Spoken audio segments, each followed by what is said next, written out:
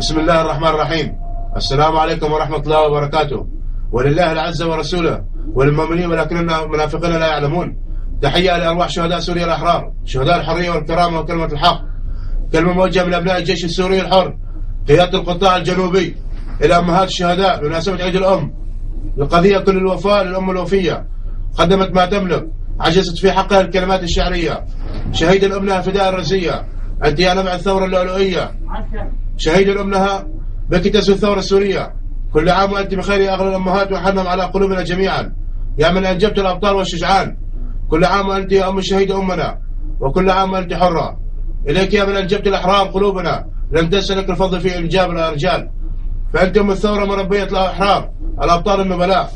ما أعظمك أيتها الأم، فقد زففت عريسا إلى الجنة حيث يرضى الله تعالى. هنيئا لكل أم شهيد زفت عريسها، ويكفيها بأن أرواحهم في جنان الخلد خالدين. فلا تنسنا يا أمهات الأحرار بقوله تعالى: ولا تحسبن الذين قتلوا في سبيل الله أمواتا بل أحياء عند ربهم يرزقون. وفي هذا اليوم العزيز على نبع الحنان الذي ارتوت منه قلوبنا حبا وصدقا ووفاء وإخلاصا للعهد الذي قطعناه على أنفسنا من أجل كشف ظلمات الباطل بشمسنا شمس الحق. فلا تحزننا ولا تجزعنا يا أمهات الشهداء الأبرار، فإن لم يهنئكن أبنائكم في هذا اليوم العزيز فهنيئا لكم بشفاعة من أبنائكم أمام الله. فيا أمهات ويا آباء ويا أخوان ويا أخوات الأحرار، أقسم بالله العظيم عهد نقطعه أمامكم أمام الله لن نسكت على كل قطرة دم نزلت من شهدائنا الأبرار، ولو كلفنا هذا الأمر جميع أرواحنا.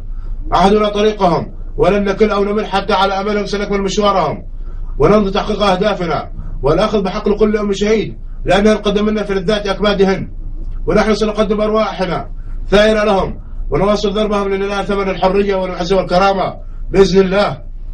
الجيش السوري الحر، قيادة القطاع الجنوبي، جيش الشعب السوري الحر، فلتعيش سوريا حرة أبية. تكبير! الله أكبر! الله أكبر!